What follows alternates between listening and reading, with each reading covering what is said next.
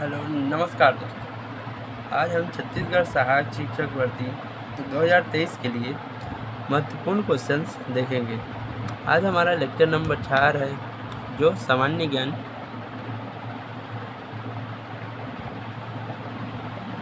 ज्ञान का होगा, मतलब जीएस। ठीक है, लेक्चर नंबर 4 हमने पिछली 3 क्लास में इतिहास को पढ़ा था। ठीक है जी, और लेकिन आज हम भूगोल की तरफ बढ़ेंगे। भूगोल में हम, जिसे हम इंग्लिश में ज्योग्राफी कहते हैं, उसके बारे में आज पढ़ेंगे।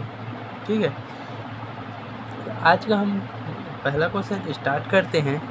तो पहला क्वेश्चन आप देखेंगे तो किसे ब्रह्मांड के केंद्र में माना जाता है। ठीक है, इसमें ब्रह्मांड आप बोलना सही नहीं होगा, इसको सौरमंडल बोल सकते हो आप। इसके जगह आप हटा सकते हो, क्योंकि ऑप्शन में देखिए सूर्य दिया, चंद्रमा दिया, पृथ्वी दिया, शनि दिया है। ठीक है, तो इसको आप सौरमंडल बोल सकते हो। ठीक है, तो किसे सौरमंडल के केंद्र में माना गया है। ठीक है जी, तो सौरमंडल के केंद्र में देखिएगा तो आप ऐसा क्रम देखिए, तो यहाँ है आपका सूर्य, यहाँ आपका Mercury, Venus, Earth, Mars, Jupiter, Saturn, Uranus, Neptune. ठीक है जी, ये है अपना अर्थ, ये है Mercury, Venus, Mars, Jupiter, Saturn, Uranus और नेपच्यून। ठीक है जी, तो यहाँ है, ये वाला है सन अपना। ठीक है, तो सन देखिए, तो इन सब के ये इसके अराउंड घूमता है सब, इसके परिक्रमा करती है सब, और ये खुद अपने आप में परिभ्रमण करते हैं, मतलब घूर्णन करते हैं। ठीक है, इस अनुसार से आप देखेंगे, जो अभी तक सौरमंडल के अनुसार आप देखेंगे तो जो सूर्य है वो केंद्र में माना जाता है, इसलिए आंसर जो होगा हमारा वो ए हो जाएगा, सूर्य। ठीक है जी, अब सूर्य के पश्चात यहाँ इसी से 3-4 क्वेश्चंस बनेंगे आपके। ये एक क्वेश्चन आपके एग्ज़ाम में आएगा ही आएगा। तो इसके लिए फिर अगला क्वेश्चन आप देखेंगे, तो इसमें देखिए तो हमारे सौरमंडल में कितने कुल ग्रह हैं, मतलब कुल ग्रह कितने हैं। तो हमारे इसको बोला था मैं, ये अपना सोलर सिस्टम है। अब इसमें देखिए सन तो एक तारा है अपना। ठीक है, अब इसमें कितने ग्रह हैं, देखिए हमारे सौरमंडल में कितने ग्रह हैं पूछा है। ठीक है, तो 1 2 3 4 5 6 7 8, यहाँ कितने हैं 8। तो यहाँ ऑप्शन में देखिए ए में 7 दिए, बी में 8 दिए, बी वाला सही हो जाएगा। Answer number b 8। ठीक है जी, अब तीसरा क्वेश्चन आप देखेंगे तो पूछा है सौरमंडल का सबसे बड़ा ग्रह कौन सा है। तो अब देखिए सूर्य के एकदम नज़दीक में कौन सा है, बुध वाला है, मरकरी। ठीक है, सूर्य सौरमंडल का सबसे बड़ा ग्रह पूछा है। ठीक है, बड़ा ग्रह, इसमें से सबसे बड़ा कौन है। अब यहाँ देखेंगे कि जुपिटर हमारा सबसे बड़ा है, फिर उससे छोटा है अपना सैटर्न। ठीक है, फिर इससे आगे बढ़ता जाएगा ऐसे, फिर इधर अपना अर्थ आ जाएगा, फिर मार्स आ जाएगा, फिर मरकरी, फिर यूरेनस, फिर मार्स। ठीक है, तो इस प्रकार से देखिएगा तो सौरमंडल का सबसे बड़ा ग्रह कौन सा। तो सबसे बड़ा ग्रह है जो है, ए में देखिए तो बुध दिया है, बी में शनि दिया है, सी में बृहस्पति दिया है और डी में मंगल दिया है। ठीक है, तो बुध और मंगल तो हो ही नहीं सकते। ठीक है, क्योंकि आप जुपिटर के इस तरफ देखेंगे तो यह सब छोटे वाले हैं, इधर थोड़े बड़े बड़े हैं। ठीक है, आप यहाँ पर देखेंगे तो वो पत्थर का बैंड है। ठीक है, यहाँ पर, फिर यहाँ पर भी एक बैंड है पत्थरों का, और यहाँ पर है आपका प्लूटो। प्लूटो को चक्कर नहीं लगाता था, इसलिए हटा दिया गया है। ठीक है, तो इस बैंड के इधर जो है वो छोटे छोटे हैं, इधर जो देखेंगे तो बड़े बड़े हैं। ठीक है, तो बुध और मंगल नहीं है, शनि, और इसमें आपको कन्फ्यूजन हो सकती है, इसलिए हमेशा बृहस्पति है, ये याद रखिएगा। तो आंसर हो जाएगा आपका सी, बृहस्पति। ठीक है जी। अब तीसरे क्वेश्चन की तरफ बढ़ेंगे हम, सॉरी चौथे क्वेश्चन की तरफ। देखिए चौथा क्वेश्चन क्या कहता है आपसे। अब देखिए चौथा क्वेश्चन कह रहा है कि सौरमंडल का सबसे ठंडा ग्रह कौन सा है।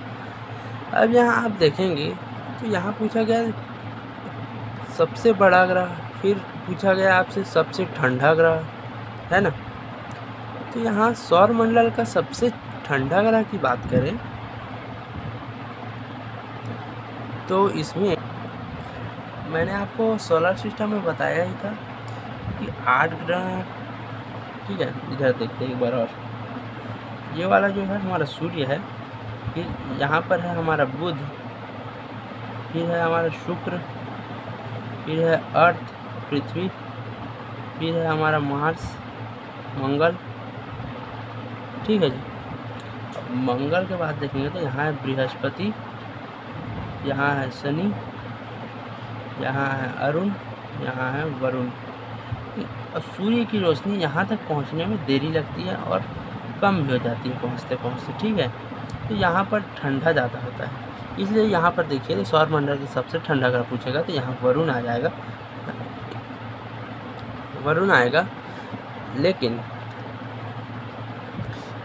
आपको अरुण भी दिया है, वरुण भी, इन दोनों भी ठंडे हैं, लेकिन यहाँ पर जो सही ऑप्शन होगा वो आपका होगा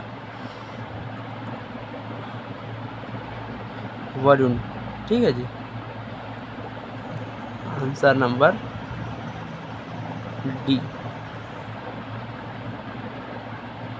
वरुण, ठीक है जी। वरुण के बाद अब देखेंगे तो प्लूटो आता है। अब प्लूटो को हटा दिया गया है सौरमंडल से हमारे 2008 में, इसलिए उसको गिनती नहीं किया जा सकता, ठीक है जी। अब इसके पश्चात आप देखोगे तो निम्न में से कौन आंतरिक ग्रह नहीं है। मतलब मैं आपको बेल्ट्स बताए थे, अब बेल्ट्स के बाहर में देखिएगा तो यहाँ पर मैं बताया था एक बेल्ट है पत्थरों का, एस्टेरॉइड्स का, ठीक है। यहाँ देखिए तो ये वाला आंतरिक हो जाएगा आपका, ये वाला बाहर हो जाएगा। आंतरिक में देखिए तो बुध है, शुक्र है, अर्थ है, मार्स है, ठीक है। तो यहाँ देखिए तो बुध दिया है तो ये नहीं हो सकता, आंतरिक ग्रह नहीं है पूछा है, ठीक है। ये वाला नहीं हो सकता, शुक्र भी नहीं हो सकता, पृथ्वी भी नहीं हो सकता, आपका जो होगा वो शनि होगा। तो आंसर नंबर आ जाएगा सी, शनि। इसके पश्चात आप देखोगे तो आपका छठवां क्वेश्चन कहता है कि सूर्य के सबसे निकट ग्रह कौन सा है। अब मैंने आपको यहाँ पर एकदम स्पष्ट हो गया होगा आपको कि यह कौन सा है, तो बुध है। यहाँ आंसर क्या हो जाएगा आपका ए, बुध, ठीक है जी। इसके बाद 7वां क्वेश्चन आप देखेंगे तो 7th क्वेश्चन कहता है कि किस भूगोलविद ने पृथ्वी को गोलाकार माना था। तो अब गोलाकार पहले किसने कहा, इस बात को बताना है, तो इसको आपको याद करना पड़ेगा। इसका जो है वो है अरस्तु। आंसर नंबर बी, अरस्तु, ठीक है जी। अरस्तु बहुत बड़े भूगोलविद हैं, और प्लेटो ये थोड़े कम है इनके नाम, लेकिन अरस्तु के सबसे ज़्यादा हैं, फिर प्लेटो के, फिर टॉलमी के, ठीक है जी। इसके पश्चात आप 8वां क्वेश्चन देखेंगे तो बढ़ते हैं। देखिए तो 8वां क्वेश्चन क्या कहता है, पृथ्वी सूर्य का एक चक्कर कितने दिन में लगाता है। आपने अक्सर घर में सुना होगा कि साल कितने का होता है, दिन तो आपका 24 घंटा का हो जाता है, हफ्ता 7 दिन का, महीना 30 दिन का, लगभग 30 दिन का होता है, कोई 31, कोई 28 होता है, कोई 29 होता है। लेकिन आप साल देखेंगे तो 365 या 366 दिन का होता है, ठीक है। हर 4 साल के बाद 366 दिन आता है। यहाँ देखिए तो ऑप्शन महीना नहीं पूछा है। देखिए अब सूर्य है ये, फिर यह मरकरी, फिर वेनस, फिर अर्थ। अर्थ जो है ना इसके परिक्रमा करता है तब। यहाँ देखिए ये वाली जो दूरी और ये वाली दूरी भी अलग अलग है। यहाँ 14 पॉइंट कुछ है, 14.7 है, और 15.2 है मिलियन, सॉरी करोड़ है, ठीक है, करोड़ किलोमीटर। यहाँ भी करोड़ किलोमीटर। तो यहाँ से जब यहाँ तक पूरा परिक्रमा करता है पृथ्वी, और खुद घूर्णन भी करता है, ठीक है, खुद अपने अक्ष में भी घूमता है, तो खुद अक्ष में घूमता है तो 24 होता है, 24 घंटे लगते हैं। और जब मतलब एक दिन लगता है, और जब पूरा इसका अराउंड घूम जाता है तो 365 दिन लगते हैं। तो आंसर हो जाएगा हमारा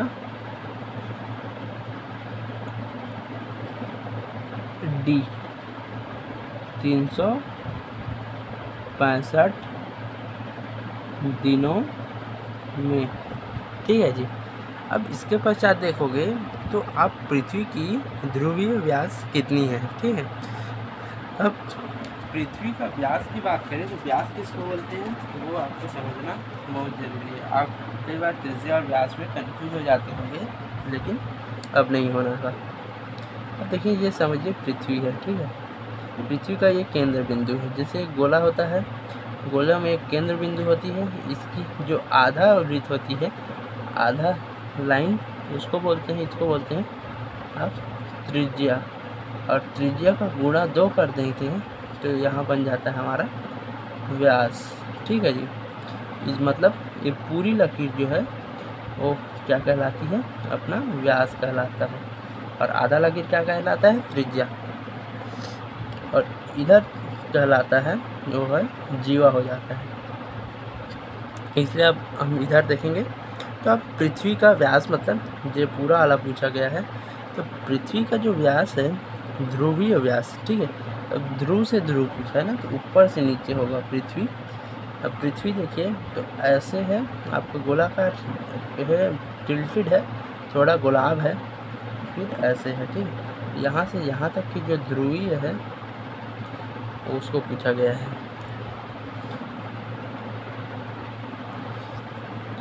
अब इसमें देखेंगे आप तो ऑप्शन में दिया है 12,714 किलोमीटर, 18,172 किलोमीटर, 36,000 किलोमीटर, 26,132 किलोमीटर।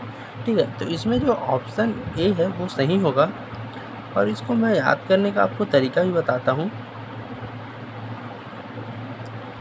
आपका ए वाला ऑप्शन सही है, 12,714 किलोमीटर। ठीक है जी। अब इसमें देखिए तो 12 क्या होते हैं, हमारे दिन का आधा होता है, दिन बाई 2 इक्वल टू 12, एक दिन का। ठीक है, एक दिन का आधा कितना होता है तो 12। ठीक है, और 7 का भी आधा करेंगे तो कितना होता है, सॉरी 14 का आधा करेंगे तो कितना होता है 7। ठीक है, उसी प्रकार देखिए तो इसको 2 भागों में बांटेंगे, 12,714। तो 2 का आधा कितना होता है 1, और 14 का आधा कितना होता है तो 7। ठीक है, तो यहाँ कॉम्बिनेशन अच्छा है। यहाँ से आपको 12,714 आपको क्या याद करना है तो 1 याद कर लीजिए और 7 याद कर लीजिए। फिर आपको कैसे लिखना है समझिए, यहाँ पर आप 4 डिब्बे बना लेते हैं, 5 डिब्बे, सॉरी 1000 है तो 12,000 के 5 डिब्बे हैं। तो आपको पहले में 1 लिखना है, फिर खाली छोड़ देना है इसको, फिर इसमें 7 लिख देना है। तो अब 1 का डबल कितना होता है 2, और 7 का डबल कितना होता है 14। इस प्रकार से आप देखेंगे तो ये किलोमीटर में है ना, मीटर में कभी ना लिखिएगा, किलोमीटर में ही लेंथ है इसकी। इस प्रकार जो आंसर होगा वो हमारा ए हो जाएगा। अब इसके पश्चात आप देखोगे तो 10वां क्वेश्चन जो कहता है हमारे से, हम पृथ्वी की जो भूपर पट्टी में सर्वाधिक प्राप्त तत्व कौन सा है। तो पृथ्वी की जो ऊपर तल जो है वो भूपर पट्टी में कौन सा तत्व जो है सबसे ज़्यादा पाया जाता है। तो जो सही ऑप्शन होगा वो होगा हमारा ए, ऑक्सीजन। ठीक है, आप सोचते होंगे तो लोहा भी तो बहुत ज़्यादा निकलता है, लेकिन नहीं, ऑक्सीजन जो है वो बहुत ही मात्रा में होती है भूपर पट्टी में। ठीक है, ऑक्सीजन।